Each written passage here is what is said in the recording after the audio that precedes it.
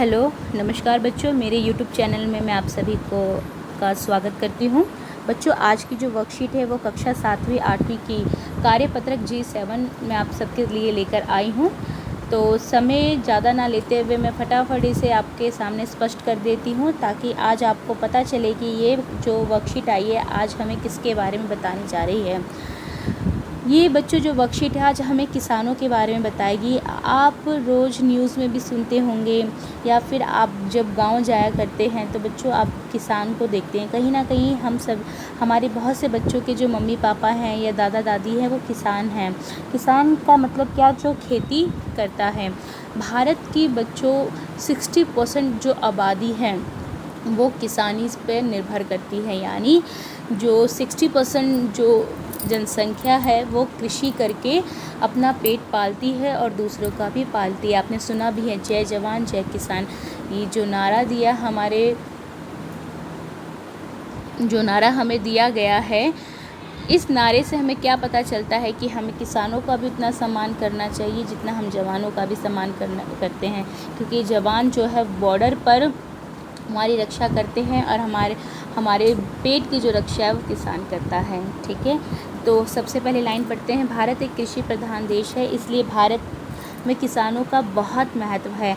भारत में किसान काफ़ी मेहनती होते हैं, इसे कृषक भी कहा जाता है, यानी किसानों को कृषक भी हम लोग कहते हैं।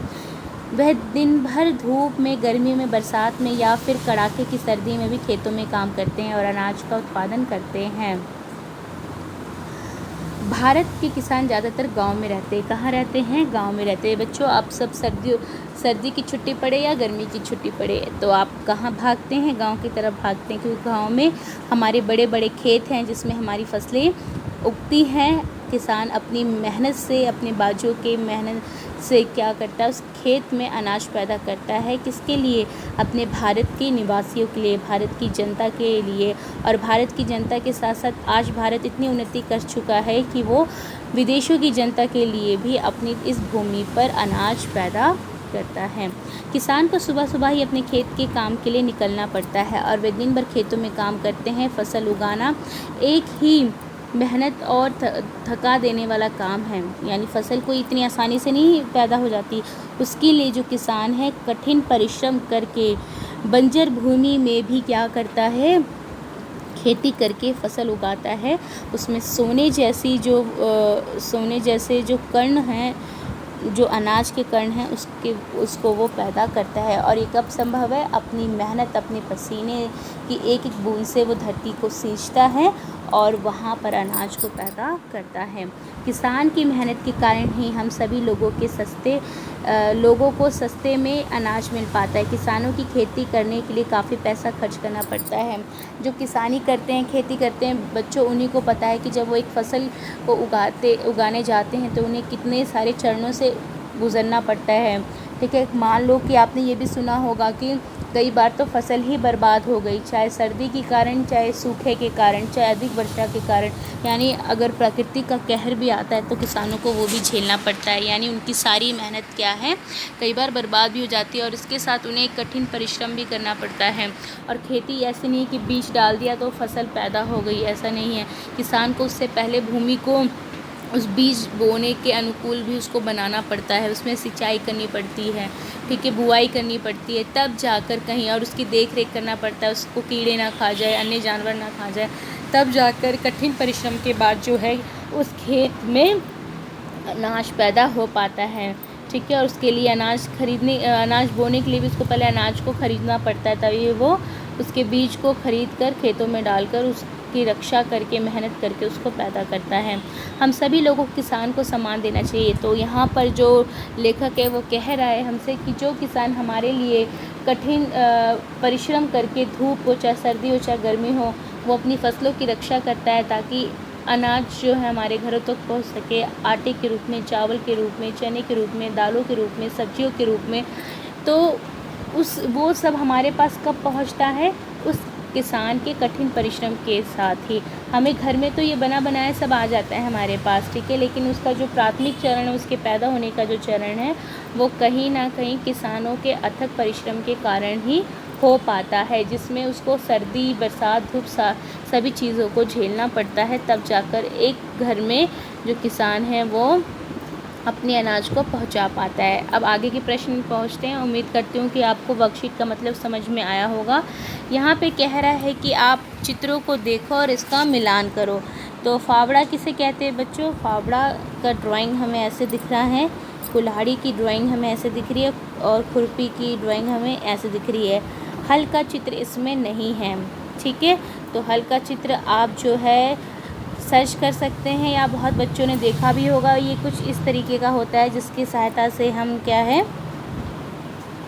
खेतों में प्रेशर डालकर जो है उसको जोतते हैं। अब तो बड़े बड़े दूसरे रूप में हल आ चुके हैं, ठीक है, लेकिन परंतु पहले हाथ से हम हल की सहायता से उसको धक्का मारते थे और उसको खेत को जोतते थे हल की सहायता से। फिर एक खेती में यहाँ पे देखो कुल्हाड़ी और खुरपी का खुरपी आप देखते हैं कि खुरपी से हम हाथ खुदाई करते हैं, छोटा छोटा जो फसलों को एक छोटे छोटे पौधों के रूप में जब हमें किसी पौधे को जमाना होता है तो हमें खुरपी की सहायता पड़ते हैं।